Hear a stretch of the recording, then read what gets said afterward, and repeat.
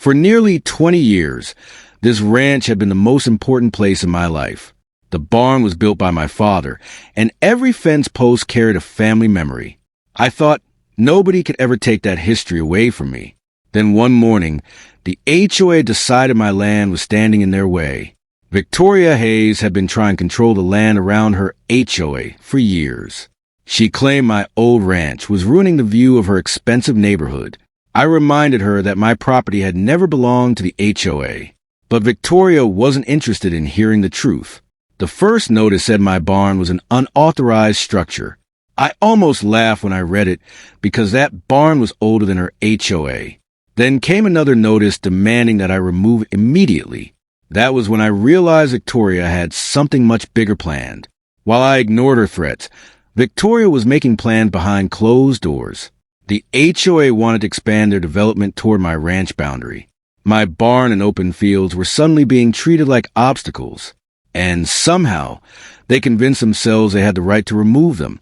A few days later, I had to leave town for a short meeting. I locked my gate and expected to return home before sunset. There was no reason to think anything unusual would happen. But Victoria had apparently been waiting for exactly that moment. Within minutes of my truck disappearing down the road, the machines arrived. Bulldozers rolled across my private fields like they owned the place. Workers followed instructions they believed came from a legitimate authority. Nobody stopped to ask the one question that could have saved them. The barn my father had built was reduced to broken timber and dust. Victoria believed she had finally won the fight against my ranch. By the time the last wall came down, there was almost nothing left standing, and she still had no idea what she had actually destroyed. When I came back, I couldn't recognize my own property. The barn was gone, the fence was damaged, and machines covered my field. For several seconds, I just stood there staring at the destruction. Then I saw who was standing in the middle of it all. Victoria walked straight toward me and acted like the ranch was already hers. She said the HOA had finally removed what she called an illegal structure.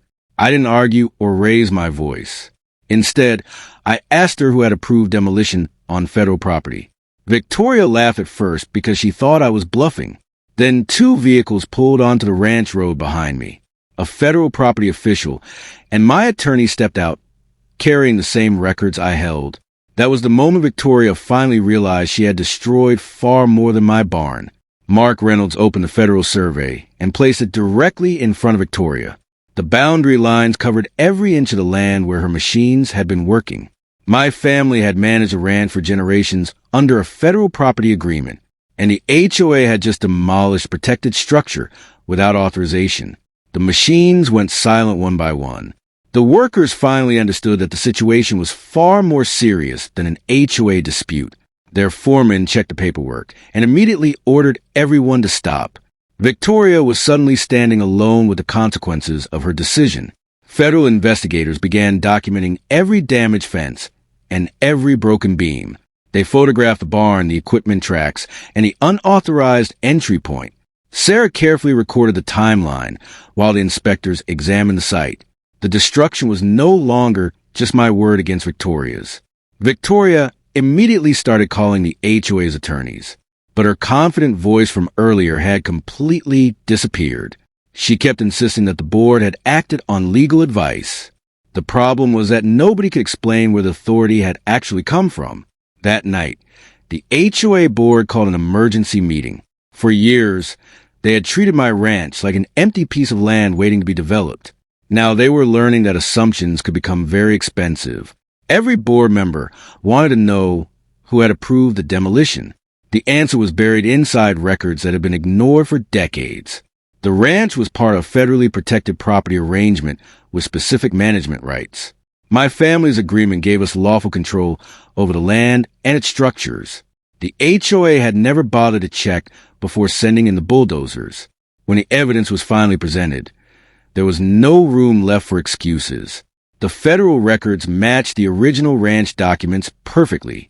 The HOA's lawyers quietly advised the board to stop arguing.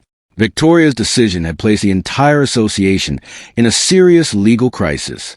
The HOA eventually asked to settle before the situation became even worse. My attorney demanded compensation for the destroyed barn and the damaged ranch. But I also wanted guarantees that nobody would ever enter property again without permission. This time, every condition was written clearly and backed by official records.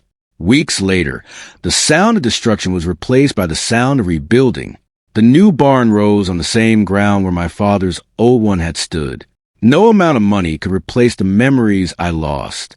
But watching the ranch come back to life gave me something better than revenge. Victoria thought power meant having the loudest voice and the biggest HOA. But she forgot that ownership is proven by records, boundaries, and the law. My ranch was still standing. My rights were finally respected, and the truth was impossible to ignore. And from that day forward, nobody entered my land without asking first. If you enjoyed this HOA story, make sure to like and subscribe for more shocking property disputes and unbelievable HOA battles. And tell me in the comments, where are you watching from?